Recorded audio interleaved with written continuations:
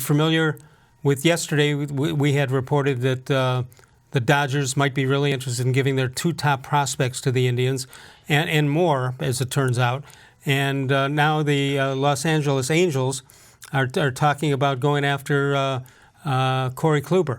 So, first of all, do you want to deal Lindor now, or you want to wait, or you want to just hold him off as long as you can? And what about Kluber? Because you're not going to get max value out of him because nobody knows if he's healthy or not.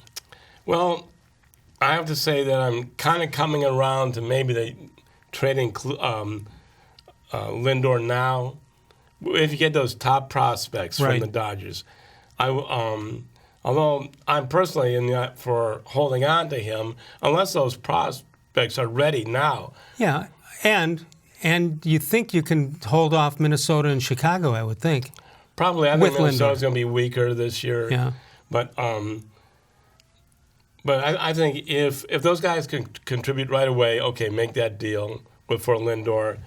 But I don't think that Chris Antonetti is going to make the deal, obviously, unless he really gets what he wants in return. Okay, the names we threw out yesterday for Lindor, checking them out, they seem to be legitimate prospects. Number 1 and 2 in the Dodgers organization, and number 2 and 8 in all of baseball.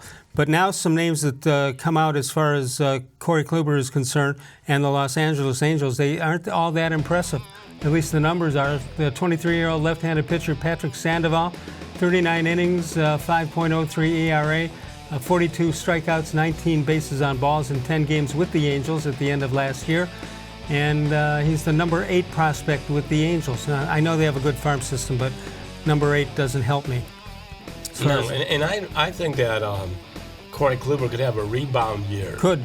Because he had that bad injury, but it wasn't surgery. There was no surgery. That's correct. And so we talked to Terry Francona and Anthony Mike Chernoff after the season, and that's what they said. When you think about if it's an arm or elbow, that's a different story. Right, and he hasn't really pitched since May 1st in a big league game. Let's take a look at Luis-Rengifo, who is a 22-year-old second baseman shortstop, hit .238, 108 games with the Angels.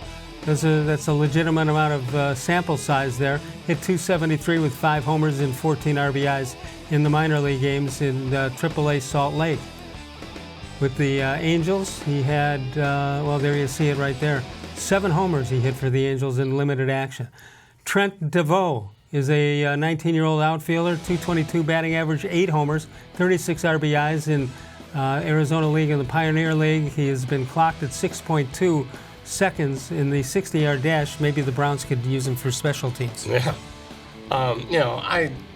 Unless I'd be lying if I told you I knew anything about these guys. No, none of us do. Right. I knew about the Dodger guys, which look pretty impressive. Gavin Lux, I believe, and he's a high prospect who I guess would play second, and then you'd have Jose Ramirez at third. Correct. And then the Indians have some shortstops in the farm system. I'm not sure. One thing about the Indians, and one thing about Chris Antonetti and Mike Chernoff and company there, they may not draft particularly well, but they have a pretty good idea what everybody else has. They seem to, they've made some excellent deals at that lower level, although their first-round picks and second-round picks have not come through in recent years. They have made great trades.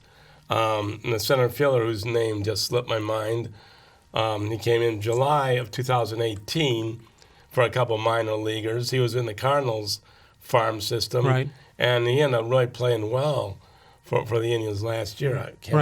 But anyway, so you're right. They do make good deals like that.